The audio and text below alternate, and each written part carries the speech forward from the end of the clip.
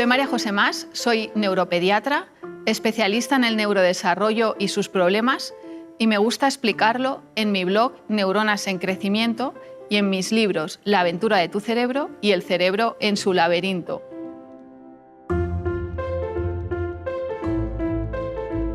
Hola María José, soy Leticia. Soy madre de 2 hijos y soy coordinadora en una escuela infantil. Encantada de poder conversar hoy contigo. Me gustaría hablar sobre un tema que nos interesa mucho a todos los padres, que es el desarrollo y el aprendizaje de nuestros hijos. Sé que eres neuropediatra y me gustaría saber cómo llegaste a esta especialidad y a qué te dedicas en tu día a día. Encantada, Leticia, de que hayas querido conversar hoy conmigo. Y bueno, pues a pesar de que en mi familia mis padres no son médicos, ninguno de los dos, mi abuelo paterno sí que era médico rural, pero yo no lo llegué a conocer. Falleció antes de que yo naciera y lo que sí había oído mucho hablar en casa eran de sus historias de medicina rural, de lo que era ser médico de pueblo. Y cuando entré en la facultad de medicina, pues ya sabía que quería ser médico rural. Pero bueno, a medida que va pasando la carrera, voy viendo que aquellos temas que se dedican a lo que es el sistema nervioso, al cerebro, la psicología, la psiquiatría, la neurología, pues se me daban mejor. Si la pediatría es la especialidad que se dedica a entender cómo es el desarrollo normal del ser humano, la neurología pediátrica es la especialidad dentro de la pediatría que se dedica al sistema nervioso y a cómo es el neurodesarrollo, el crecimiento normal del cerebro y de las otras estructuras del sistema nervioso. Y, por supuesto, como soy médico, pues también de sus problemas, ¿no? ¿Podrías contarnos por qué es importante que conozcamos cómo funciona el cerebro de los niños en las edades tempranas? El neurodesarrollo es un proceso, ¿no?, que lo que hace es, a partir de la herencia genética de cada uno de nosotros, va permitiendo que crezca el cerebro y se capacite con las habilidades propias de los seres humanos, ¿no? Y eso, las habilidades propias de los seres humanos vienen dadas por nuestra genética. El ser humano es un animal que se desplaza sobre sus dos piernas, que son las patas posteriores, habla y utiliza la mano formando una pinza, ¿no? Y estos dijéramos que serían como las 3 características más definitorias de lo que es el ser humano. Tenemos la ventaja de que como nacemos con un cerebro tan poco desarrollado, podemos desarrollarnos en cualquier ambiente y los ambientes son los que definen cómo vamos a desarrollar esas habilidades, cómo vamos a caminar, qué idioma vamos a hablar, cómo vamos a utilizar la pinza en nuestra mano, pues para escribir con un bolígrafo, para utilizar un pincel, por ejemplo, si fuese la caligrafía, ¿no?, que utilizan en las lenguas orientales, para utilizar una herramienta fina. Es decir, lo que tú aprendas en esos primeros años va a ser imprescindible para tu desarrollo posterior. Y el ambiente en el que lo adquieras va a determinar de qué forma vas a hacer aquello que todos los seres humanos podemos hacer por ser característico de nosotros, ¿no? Además de eso, pues los que sois padres y tenéis hijos, pues yo creo que también es muy bonito entender qué es lo que hay detrás de ese momento en el que ves a tu hijo caminar por primera vez. ¿Qué estructuras se están desarrollando? ¿Por qué empieza a caminar al año y no antes o después, ¿no? O también es muy bonito entender ese momento mágico de entiende lo que significa la palabra agua. Entonces, eso es una cosa muy importante por la que creo que hay que saber neurodesarrollo. Y la otra cosa, desde un punto de vista más médico, que a lo mejor no es tan bonito, pero también nos permite saber que todo va bien, ¿no? Entonces hay una serie de, quizá, momentos del neurodesarrollo que son, podríamos decir, clave, que nos tienen que alertar un poco si nos suceden. No quiere decir que tenga que ser que pase algo de verdad y sea una cosa mala, pero sí quiere decir que a lo mejor si aparece eso o si no aparece, tengamos que estar un poquito alertas y consultar con alguien, ¿no? Un niño que no camina más allá de los 14, 15 meses, a lo mejor hay que empezar a ver qué pasa, ¿verdad? Tú Sí. Como profesional también lo sabes eso. O un niño que a esa edad, pues con 12, 13 meses, no responde a su nombre, no entiende que le estás llamando. Eso también llama un poco la atención. O un niño que incluso un poquito antes, entre los 9 y los 12 meses, cuando le miras y le hablas, no te sigue con la mirada. No mira donde miras tú, lo que se llama mirada compartida. Pues también habría que ver qué pasa, ¿no? O que tiene 18 meses y no dice ninguna palabra. Te empieza a preocupar. O otra cosa muy importante, tiene entre 18 y 2 años, 18 meses y 2 años, y no juega de una forma imaginativa. Utiliza los juguetes simplemente como instrumentos, no los utiliza como una cosa más imaginativa, ¿no? Pues coge un peine y hace ver que es un teléfono, o coge 2 muñecas y hace ver que hablan, lo que se conoce como juego simbólico. Sí. Pues si eso no pasa a esas edades, no es que necesariamente tenga que haber un problema, pero sí son signos que nos indican que quizá haya que ver por qué no está pasando eso y que algo no va bien del todo. Y sí me gustaría que me contaras, que he visto que tienes varios libros y en uno de ellos hablas de diferentes etapas que podemos observar y ver en los niños. ¿Podrías contarme un poquito en qué consiste cada una de ellas y cómo afectan el cerebro del niño? Pues el neurodesarrollo tiene 4 etapas, que serían la anatómica, que es la que sucede dentro del útero, la etapa sensoriomotriz o sensoriomotora, que es la que sucede desde el nacimiento hasta los 3 años de vida, la etapa del lenguaje y de los aprendizajes culturales, que sucede de los 3 a los 10 años, y la etapa de la identidad personal, que sucede desde la adolescencia, entre los 10 y los 12 años, hasta alcanzar la edad adulta, que es un poco variable, pero más o menos hacia los 20, 23 años se considera que el cerebro ha completado lo que llamamos su maduración. No es que en cada etapa solo suceda esto, sino que en todas las etapas sucede todo lo que voy a explicar ahora a la vez. Pero hay siempre algo que llama la atención porque es lo más relevante en ese momento, ¿no? Si empezamos desde el principio, desde la concepción hasta la edad adulta, ¿no? Hasta los 18 años o más, porque en realidad el neurodesarrollo se termina con 22 o 23 años. ¿Qué encontramos? Pues en un primer momento, en lo que sería la vida intrauterina, lo que hay es una formación anatómica. De una sola célula se va formando un ser humano completo, que cuando nazca pues será perfectamente reconocible como un ser humano, ¿no? Entonces, en la etapa anatómica, la primera, que es la que sucede antes del nacimiento, lo que predomina es este fenómeno de que aparecen muchas células en el cerebro, como hablamos solo del cerebro, porque en el resto del cuerpo también, ¿no? Sí. Y lo que sucede es que surgen 86.000 millones de neuronas, que es una cifra, ¿verdad?, inabarcable casi, pero resulta que solamente están muy, muy, muy bien organizadas las que necesitamos en ese momento, que son respirar y comer, y dormir y despertar. Entonces, nada más nacer, se desarrollan los órganos de los sentidos y la capacidad de moverse, de controlar la postura, de desplazarse, lo que sería el desarrollo motor y de usar las manos y de hablar. Algo tan sencillo, entre comillas, como es ver, en realidad es muy complejo, porque vemos luz, vemos formas, vemos texturas, vemos colores, y todo eso se tiene que organizar de una forma coherente en el cerebro para que no sea esto un caos, ¿no? Imagínate la instalación eléctrica de un edificio, tiene que estar bien colocadita, si no llega el electricista y no sabe dónde está cada cable, pues esto sería un poco parecido. Y eso, si no hay un estímulo, si nada estimula esa habilidad, no sucede. Y lo mismo sucede con las habilidades motoras, ¿no? Entonces, a la par que se van desarrollando los sentidos, se va desarrollando la capacidad motora. Y lo que vemos es que el recién nacido pues ya se puede sentar, poco a poco, ¿no? Aguanta la cabeza, luego se sienta, luego se pone de pie, luego gatea y luego anda, ¿no? ¿Y qué sucede mientras pasa esto en el cerebro a nivel celular? Pues que esas neuronas, que son 86.000 millones, se tienen que conectar entre sí. Y eso, claro, más o menos esto sucede en los 3 primeros años de vida. Tiene 3 años para hacer esto. Entonces lo hace a una velocidad de entre 700 y 1.000 nuevas conexiones cada segundo. Y para que esas conexiones sucedan, tenemos que darle cosas que hacer, porque si no, no suceden. Y entonces esto es un poco lo que pasaría en esta etapa sensoriomotora, que sucede de los 0 a los 3 años. Y lo que observamos desde un punto de vista biológico, por fuera, es que crece la cabeza. La cabeza crece muchísimo en estos 3 primeros años de vida. De hecho, el perímetro craneal de un recién nacido, el perímetro craneal, ¿no? Sí. Sería más o menos entre 33 y 33 centímetros de media, no importa si eres chico o chica, y cuando llegas a los 3 años tienes 50 centímetros de media de perímetro craneal. Son 16 centímetros de diferencia, más o menos, de media, ¿no? Y ha crecido por eso, porque hemos hecho un cableado nuevo que no estaba y que es muy importante, porque este cableado es el que va a sustentar todo lo que va a pasar en los aprendizajes posteriores.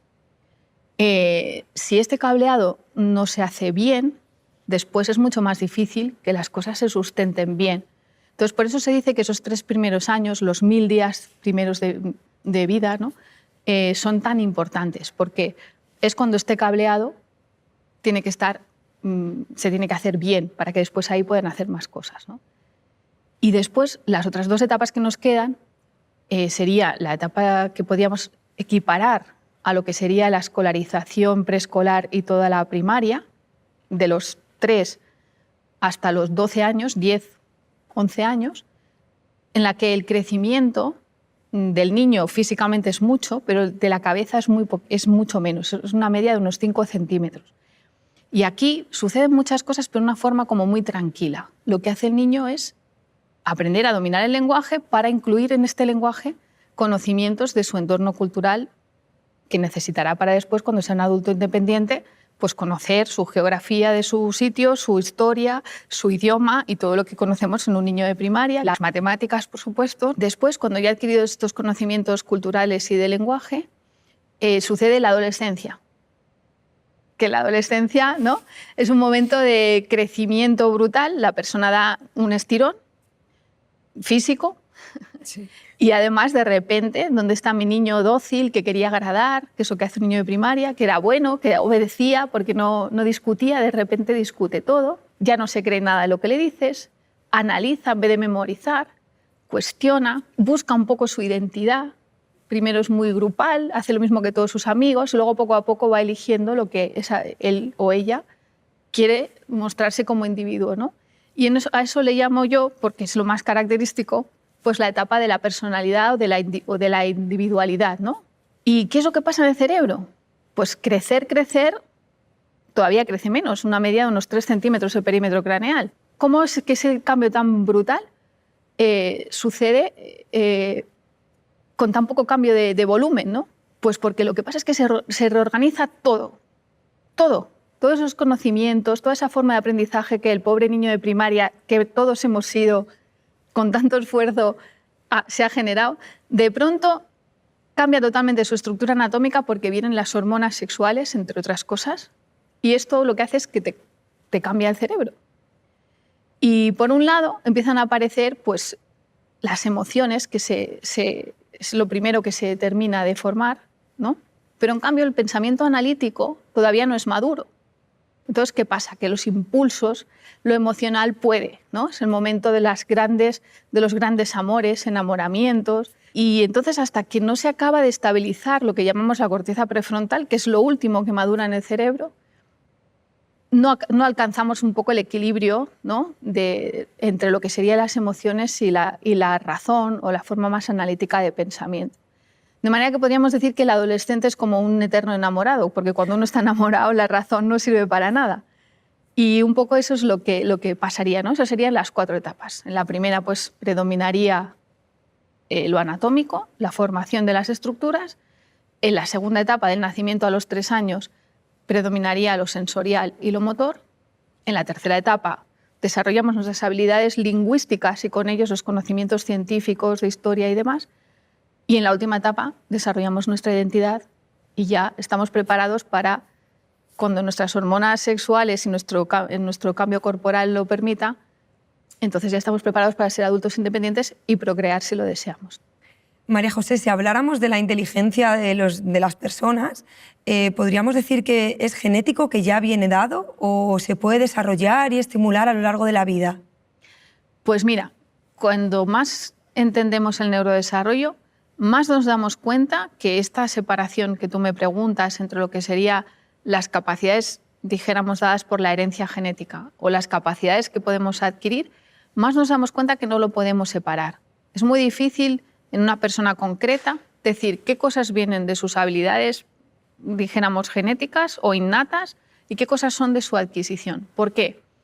Pues te voy a poner un ejemplo que creo que lo explica muy bien. Los genes los tenemos todos, están ahí.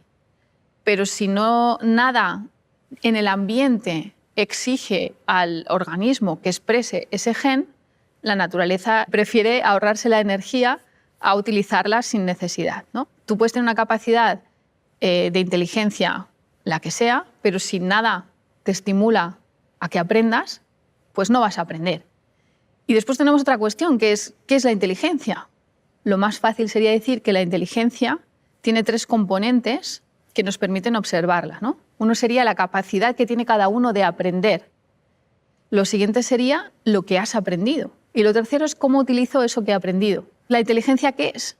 Pues la inteligencia es la capacidad de adaptar tus habilidades personales al entorno para sobrevivir con eficacia y con eficiencia. Entonces, lo que hay que hacer es olvidar un poco esta cosa de se nace o se hace e intentar que todo fluya, facilitándole al niño pues, un entorno en el que le pongamos novedades, ¿no? Novedades para que pueda desarrollar esas habilidades que tiene y ser eficaz con ellas, ¿no? Pero no vale cualquier entorno. Te lleno de juguetes, te lleno de palabras, te lleno de discursos, sino que lo que tiene que hacer el adulto, o lo que es interesante que haga el adulto, es ayudarle organizando ese entorno.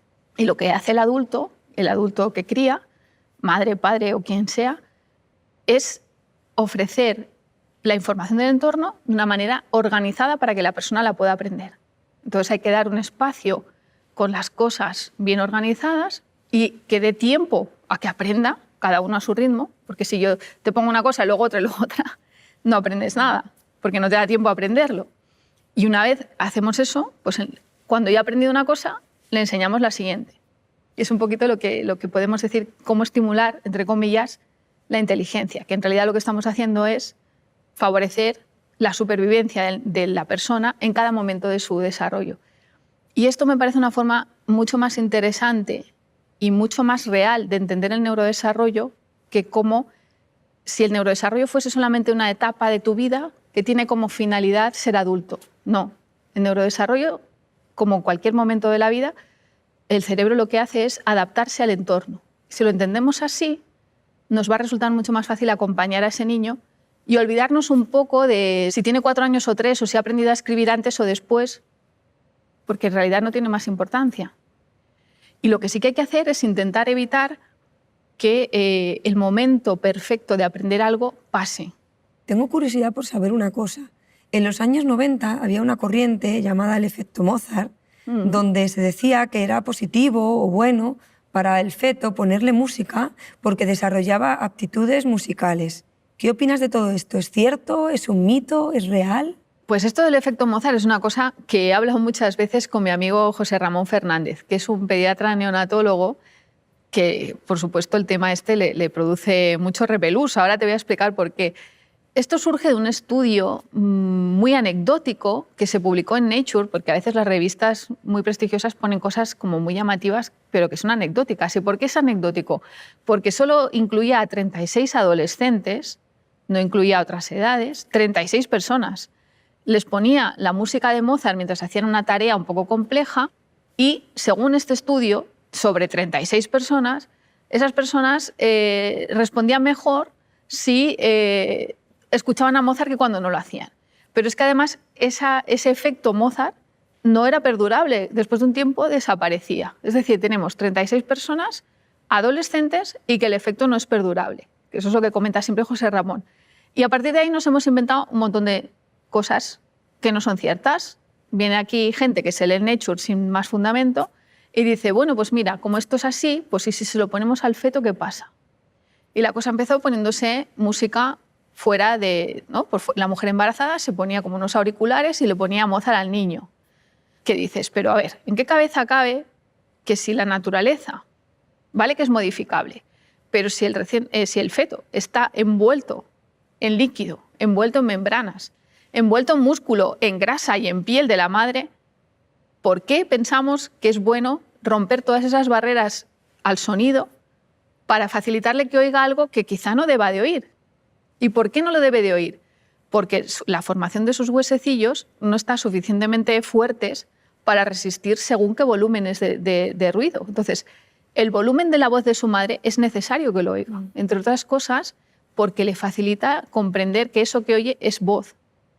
Es una experiencia que ella tiene y la reconoce como muy cercana a él, porque lo que más oye un recién nacido, aparte de los intestinos y demás funcionamiento del organismo de su madre, es la voz de su madre, ¿vale? Y cuando nace, una de las cosas que reconoce de su madre es la voz.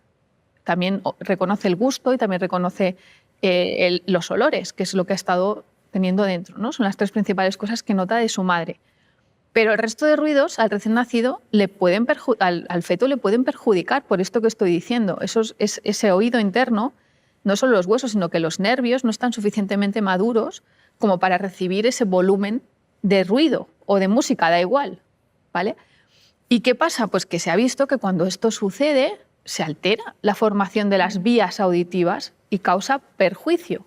Perjudica no solamente a la audición, sino también a situaciones emocionales, aumenta el estrés, aumenta la tensión arterial. Tal es así que hace 20 años que en las UCIs neonatales, cuando se atiende a niños que han nacido antes de término, los niños prematuros se llaman así, se procura hacer un lugar que auditivamente sea neutro, los menos ruidos posibles. Antes, cuando tú entrabas en una UCI neonatal, todo eran ruidos, pi, pi, pi, ¿no? Porque pues, los monitores, la gente hablando. Ahora se intenta que no, se intenta que el ambiente acústico sea muy silencioso y lo mismo pasa con las luces, ¿no? Porque se ha visto, después de 20 años de investigación en neonatología, como dice José Ramón, que esto perjudica la audición y el estado de confort del recién nacido prematuro. Y además es mentira que esos niños que han recibido esa estimulación auditiva sean después más inteligentes. Y de hecho, la estimulación auditiva se utiliza en casos de sospecha de malestar fetal, cuando se piensa que el feto por cualquier causa no está bien y se piensa que se está enfermando. Una de las cosas que hace el ginecólogo es poner un estímulo auditivo para ver si reacciona. Y el feto reacciona con molestia, con un gesto de molestia y de estoy mal, ¿no? Con lo cual está clarísimo, desde mi punto de vista y desde el punto de vista de la ciencia que sabemos hoy en día, que esto no es para nada aconsejable. Y María José, tú como neuropediatra, me imagino que darán millones de preguntas en tu consulta. Los padres, cuando tenemos a nuestro hijo ya por primera vez y decimos, este es nuestro hijo, nos pasan por la cabeza millones de dudas. Una de ellas es que, ¿cuándo va a hablar? ¿Cómo se desarrolla ese lenguaje? ¿Cuándo nos dirías tú que debemos preocuparnos en caso de que nuestro niño todavía no haya dicho ninguna palabra? ¿A quién debemos acudir? Si tenemos una preocupación, siempre preguntar primero al pediatra, ¿no? Que nos va a ayudar mucho en cualquiera de las dudas que tengamos con el desarrollo, porque el pediatra sabe mucho de desarrollo. Otra cosa es que cuando encuentra un problema busque la ayuda del neurólogo pediatra porque es tan amplia la pediatría que necesitamos especializarnos, ¿no? Para ver de dónde surge ese problema. Pero el pediatra te va a ayudar si realmente hay aquí un problema o no lo hay. Hay una historia muy bonita de una estadounidense que vivió a principios del siglo XX, que se llamaba Helen Keller. Es una señora que nació sana en una zona de Estados Unidos rural, en la que bueno, sus padres tenían medios, pero la niña nació sana y estamos hablando de principios del siglo XX, no había vacunas, ¿vale? Y lo que pasaba es que esa niña tuvo una infección muy grave del sistema nervioso central, no nos queda claro si fue una meningitis, una encefalitis o qué fue, de manera que sobrevivió, pero se quedó ciega y se quedó sorda. ¿Cómo enseñas el lenguaje a una persona que no tiene ni visión ni audición? Es muy difícil. Y además, como le sucedió a los 18 meses, ya decía algunas palabras anteriormente, pero porque solamente eran repetitivas. No había comprendido todavía, como es normal, el mecanismo profundo del lenguaje, ¿no? Y entonces esto es muy bonito porque sus padres contrataron a una persona, a una maestra de educación especial, que le enseñó el lenguaje signado para sordociegos, que es precisamente en la palma de la mano, con distintos gestos, pues dar palabras o dar ideas con los gestos en la palma de la mano, ¿no? Porque el tacto sí está preservado.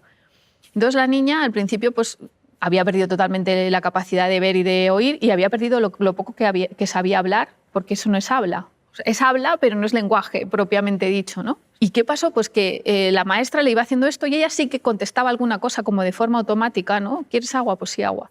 Pero hay un pasaje muy bonito en su vida que ella luego creció, se pudo comunicar a través de estos aprendizajes con su maestra, que se llamaba Anna O'Sullivan, que quizá este nombre sí sea más conocido. El milagro de Anna O'Sullivan se llama en las novelas y las películas, ¿no? Y Anna O'Sullivan consiguió hacerla hablar y al final Helen Keller se hizo maestra de educación especial. Pero antes de que eso sucediese, como ella recuerda muy bien cómo era su vida antes de tener lenguaje, porque empezó a hablar de nuevo a los 7 años, podemos inferir cómo es ese momento mágico de entender que es una palabra. Y ella cuenta que de pronto la maestra la llevó a beber agua y le puso el signo agua en la mano, ¿no? Y ella explica que en ese momento fue cuando se dio cuenta, al tocar el agua y asociar la idea de agua con aquel gesto, que las cosas tenían un nombre. Y ella dice, comprendí que cada cosa tenía un nombre y cada palabra era un nuevo, se abrió un mundo de pensamientos nuevos para mí, ¿no?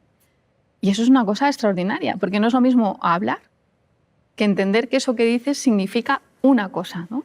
El lenguaje también podemos dividirlo como en unas etapas para que nos sea más fácil comprender cómo va surgiendo, ¿no? Una primera etapa que sería prelingüística, que es aquella en la que no hay palabras, pero sí hay comunicación. Una segunda etapa que quizás sea la más evidente, que es la que aparecen las primeras palabras, y son palabras sueltas. Entonces sería la etapa de digo solo una palabra. Después de eso, el niño empieza a unir palabras y las une de dos en dos. Al principio es la etapa de las dos palabras. Y después de eso empieza a hacer como una habla telegráfica en la que no hay elementos de nexo, para al final ya entrar en la etapa del dominio del lenguaje en el que aparecen todos los elementos del lenguaje bien estructurados, ¿no? Entonces, inicialmente, en la etapa prelingüística lo que predomina pues, son la gestualidad, la referencia de su madre, el ver a dónde mira su madre, qué emociones tiene. Su madre, digo, como que suele ser el cuidador principal, pero puede ser también su padre o otra persona que el niño sea de su referencia, ¿no? Y eso empieza a aparecer hacia los 9 meses de edad. Anteriormente ha habido pues, sonrisa, pero una sonrisa que es a cualquier persona que aparece y que es muy positivo que esté y aparece sobre los 2 meses de edad, y esa sonrisa tiene que estar porque es indicativa de salud. Pero hay más gestos que van apareciendo luego, ¿no? Entonces hacia los 9 meses pues, ya empieza a entender gestos como dame, toma, se empiezan a hacer los 5 lobitos, se empiezan a hacer, ¿no?, las palmitas. Sí. Y después, cuando aparecen las primeras palabras, ese es un momento espectacular. Es un momento mágico el de la primera palabra. Una cosa es que aparezca la palabra y otra cosa es que el niño entienda que esa palabra nombra una idea. Y hasta que no alcanza más o menos las 50 palabras, no empieza a unirlas de dos en dos. Y eso también aparece pues eso, sobre los 18 o los 20 meses, que es cuando ya esas palabras empiezan a tener otro sentido. Y es cuando se pueden formar frases de 2 palabras. Poco a poco el niño va haciendo frases cada vez mejor estructuradas, después aparece la frase del habla telegráfica, en el que ya no solo son 2 palabras, sino que son unas cuantas más. Pues puede decir, por ejemplo, nene quiere agua. Después de esto empiezan a aparecer los pronombres. Y eso también lo explica Helen Keller con una frase que dice, en el momento en el que entendí lo que era yo, comprendí todo un mundo de sentimientos y de referencias personales que no podía tener de otra forma, ¿no? Porque si entiendes el yo, entiendes el tú, entiendes el él, pero primero necesitas entender el yo. Y después de eso pues vienen ya los detalles que son extraordinariamente importantes, pero ya si hemos llegado aquí, la cosa cambia totalmente, ¿no? ¿Y qué pasa? Pues que cuando el niño más o menos tiene unas 300 o 500 palabras, pues ya empieza a hablar de una forma mucho más estructurada y empieza a aparecer lo que se llama la fase del dominio del lenguaje. De manera que a los 6 años, un niño que no tenga ninguna dificultad y que haya estado en un ambiente natural en el que se le ha hablado mucho, en el que mientras hacía todas esas conexiones a 1000 nuevas por segundo, le estábamos haciendo caso y no estábamos usando el móvil o haciendo cualquier otra cosa, sí, pues ese niño va a tener un lenguaje súper estructurado y prácticamente igual al de un adulto de su misma competencia cultural. Lo que le faltará es vocabulario. Y eso lo vamos adquiriendo a lo largo de toda nuestra vida. De manera que siempre se ha dicho que un adulto maneja entre 5 y 10.000 palabras, pero si lo contamos de verdad son muchas más. Es decir, nunca dejamos de aprender vocabulario, pero sí la estructura del lenguaje se tiene que haber adquirido bien a los 6 años de edad. María José, hay niños que cuando llega la noche les cuesta irse mucho a la cama, no quieren dormir, les cuesta conciliar el sueño, se despiertan varias veces durante la noche. A mí me pasa con mis propios hijos. ¿Cómo afecta eso a su desarrollo, a su día a día? ¿Hay que preocuparse en algún momento? Los seres humanos tenemos que dormir, porque si no dormimos, de hecho, un adulto, si no alcanza las fases REM, que se producen hacia el final de la noche, lo que sucede es que no puede aprender nada, no descansa lo suficiente, se desquicia literalmente, enloquece y pierde facultades cognitivas. Y lo mismo sucede en la infancia. Las necesidades de sueño varían mucho dependiendo de la edad. Pero la especie humana las especies animales en general necesitan dormir, porque dormir es imprescindible, no solo para el descanso del cuerpo, no solo para reponer energías y para hacer muchas cosas que no podemos hacer mientras estamos conscientes, como por ejemplo recalibrar nuestra tensión arterial, recalibrar nuestra temperatura, la frecuencia cardíaca, la frecuencia respiratoria, todo eso se hace de una forma inconsciente mientras nuestro organismo está desocupado, está durmiendo, necesita hacer eso. Entonces eso sería la parte, entre comillas, física, ¿no? El mantenimiento del chasis, por decir algo, sería esto. Pero también, y eso se hace en la primera mitad de la noche de un adulto.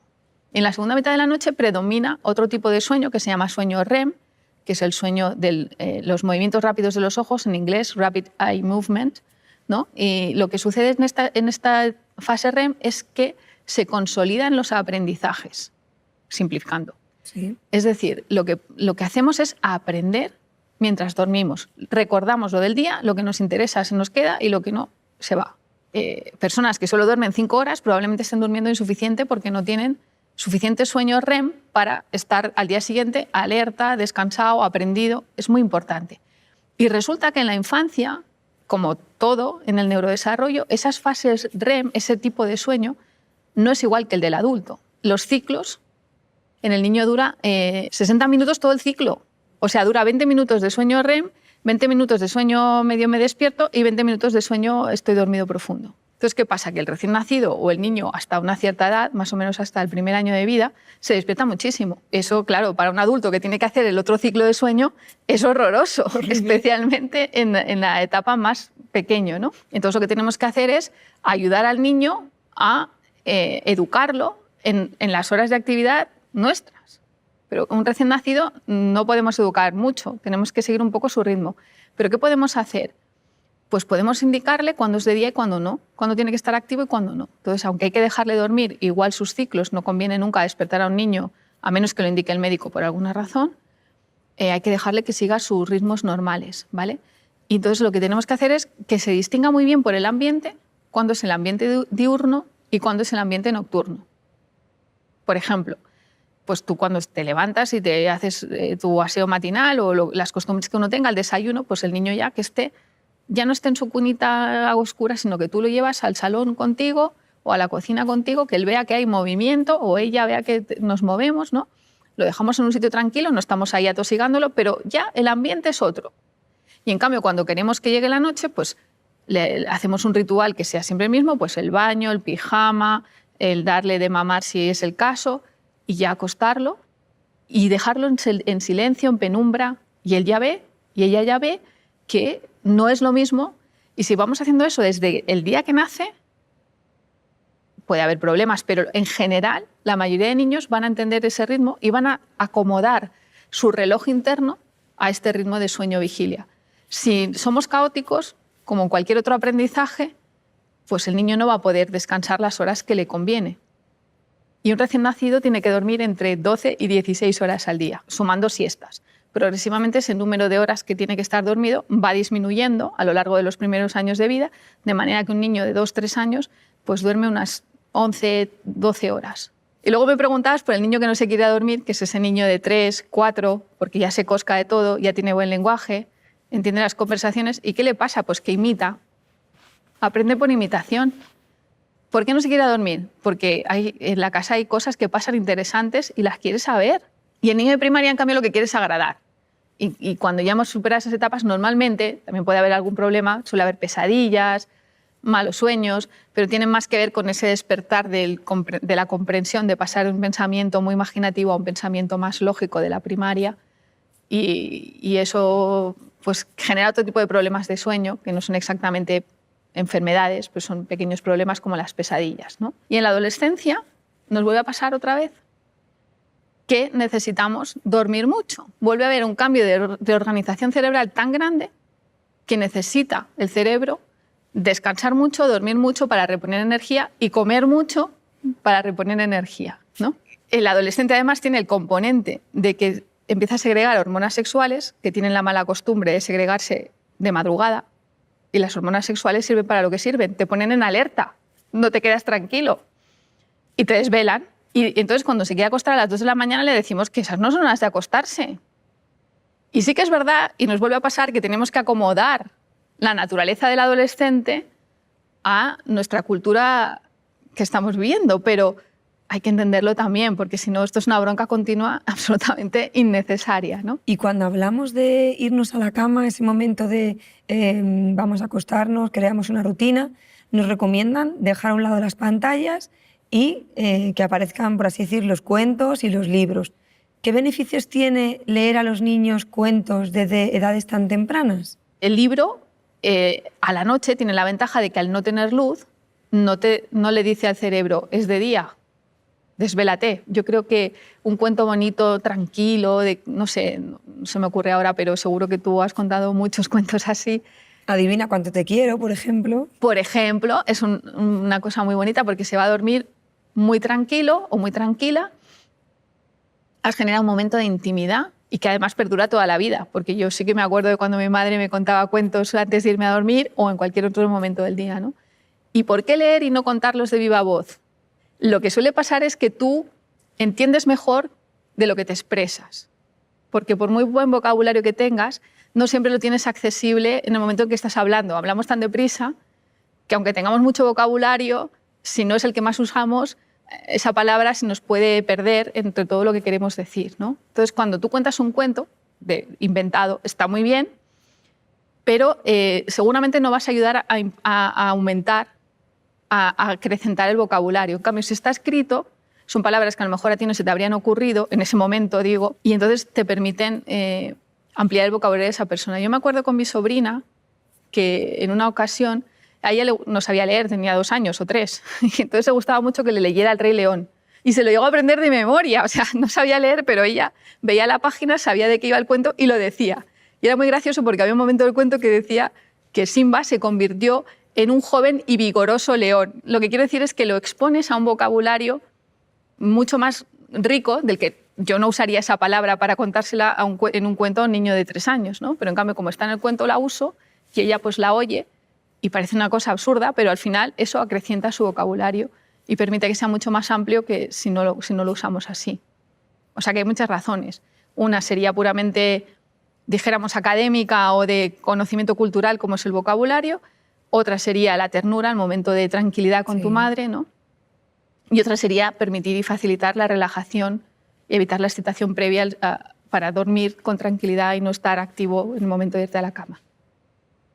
Y hablando de lectura, en el momento de leer, podemos leer en voz alta o leer para uno mismo. ¿Qué beneficios tiene la lectura en voz alta con respecto a la de uno mismo?